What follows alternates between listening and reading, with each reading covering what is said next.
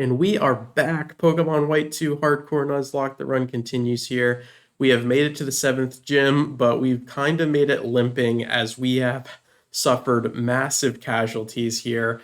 Last we saw the box, we only had 3 casualties going through the 6th gym, which is really good. And now we have made it to the gym leader at the top of the 7th gym here, and we have incurred massive losses. We have lost 6 more of our Pokemon. Lily here, I had swapped out from Rakdos after that loss, and she was doing so well, and then she got one shot by Gligar, the ground flying type. And half of these were in triple battles or rotation battles where it's a 3v3. So a lot of the time it would just be so unfortunate because all 3 Pokemon would attack the same one on my side, and really hardly any of them can eat 3 attacks at once. Even the tanky ones struggle with that, especially if one of those moves is super effective. So Lily unfortunately paid the price. Audino also died like that. And Excadrill died in a double battle. There were 2 Rosalias, and he couldn't eat the pedal dances. So we lost Excadrill, and unfortunately half of these could have made it to the Elite Four potentially. So just massive losses all around. Zangoose, we did another subscriber name with Nuzlocke me, and I didn't even get to showcase him because he got one shot. All 4 of these died in the Dragon Gym as I cleared the trainers trying to get to the leader. So just an absolute massive blunder on my part. I failed to keep any of these guys close or safe or secure, and the box is filling up quite a bit. So we still have some good options, but man, a lot of those were some of my potential favorites. So with all of that being said, this is where we are now. This is the 6 I ended up choosing to fight these 3 dragon types. As you've noticed, there are no ice or dragon types on my team. So it's going to make it incredibly interesting. I don't even have access to a dragon type move or an ice type move, so I cannot hit them for super effective. And my goal is to play around any moves that they have that could hit me for super effective. So a lot of strategy went into this. We are really, really desperate to beat this gym leader without losing anybody, because you just saw how many people I have lost along the way here. So if we can get through this without any losses, I would just be so happy. Just so happy with that. So let's dive right in. We've got 3 dragon types. And my game plan is to kind of lock this first one down and then try to get the Sandslash out and get some Swords Dance going, if possible, and just go from there. Potentially sweep with the Sandslash. If not, we're going to have to shuffle around and see what we're working with here. So right off the bat, I'm just going to Thunder Wave, lock down the Dredagon here, and I did not turn on Cracker Jacks. Hold on, we're going to flip back here real quick. Little smoke and mirrors, and oh my gosh, what is happening? Look at that, and now we have battle animations. Let's do it. All right, we are back in here. I'm going to speed up real quick, and right here, and we're back. All right, so same thing here. We are just going to lock down this dragon with our Ampharos and see if we can get that Sandslash out. So we got the battle animations back on. Everything is right. All right, so here we go. We got the paralysis off, and Crunch comes down. This is going to do a good bit. There we go, 53 damage.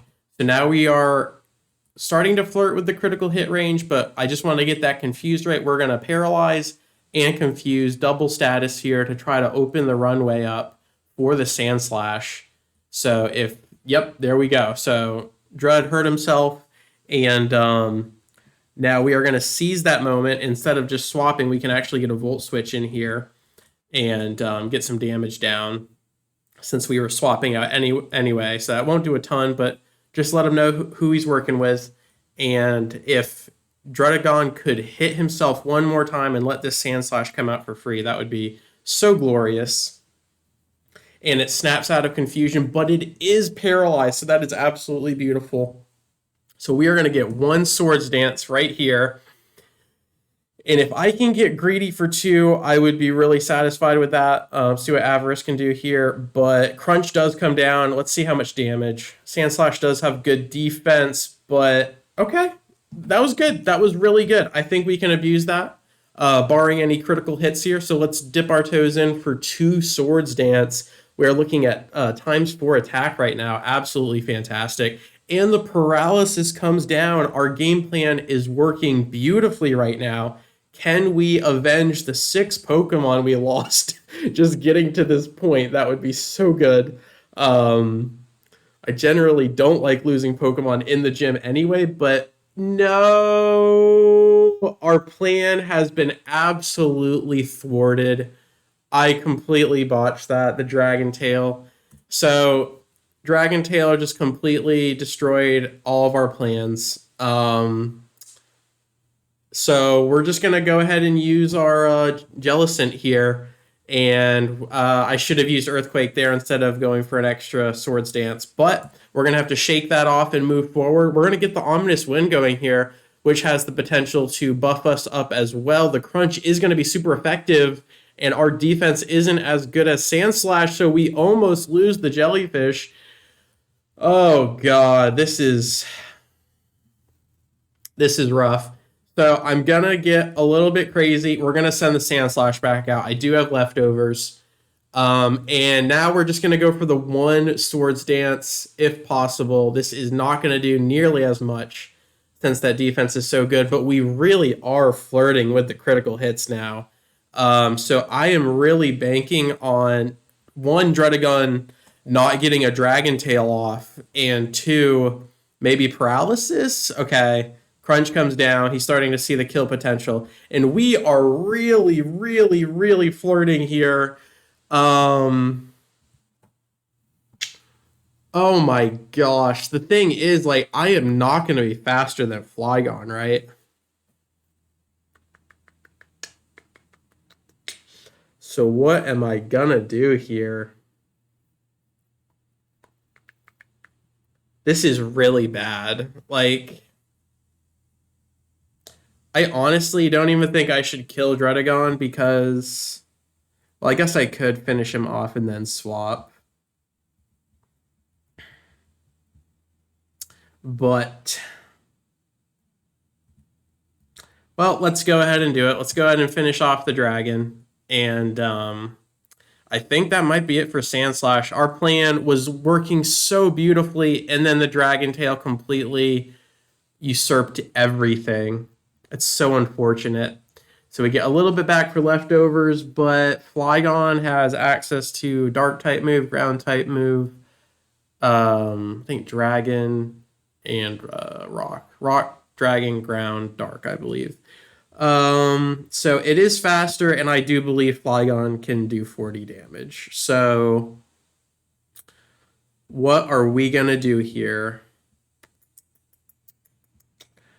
Ooh, we could do Samurott. Let's see if Samurott can do anything here. Since water is neutral, I think that's our best bet. Earth Power does come down. I'm pretty sure that would have killed Sand Slash, especially since it's special attack.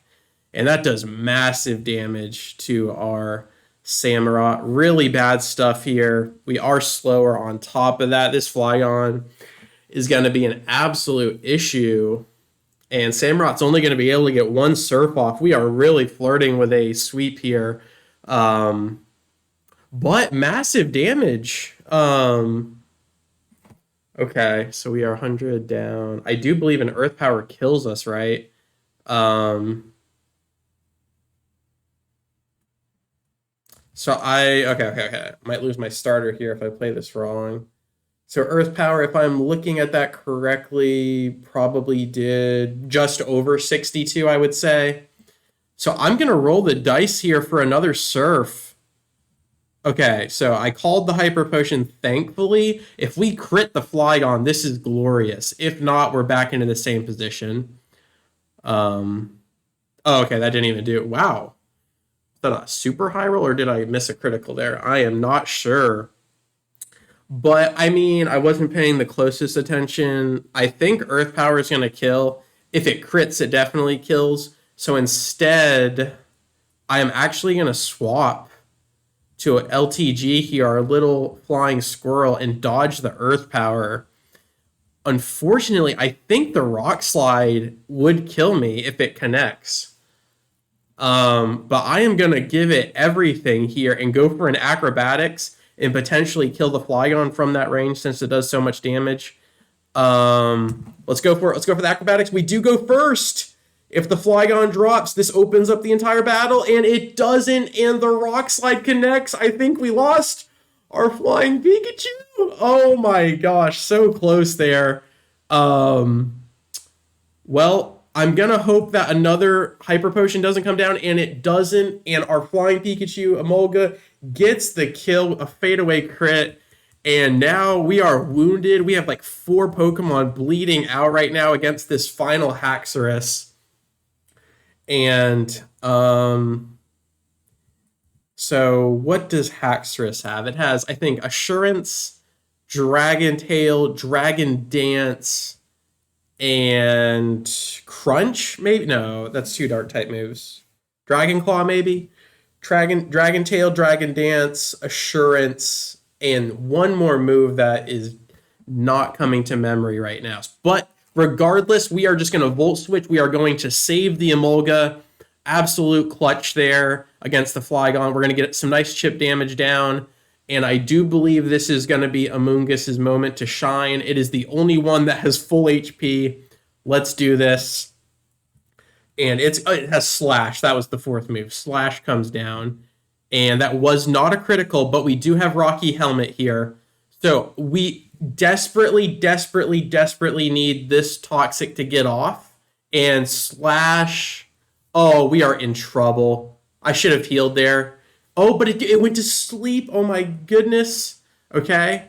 So it got hurt by the Rocky Helmet. The Toxic doesn't work because it's asleep. But this does let us heal this turn, which is fantastic. And I think that means Haxorus actually clicked Dragon Tail there because we went first.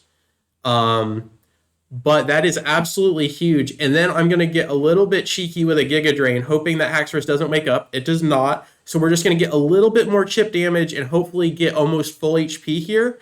We are really... This is so funny since I did not have an Ice or Dragon type. This battle becomes incredibly difficult.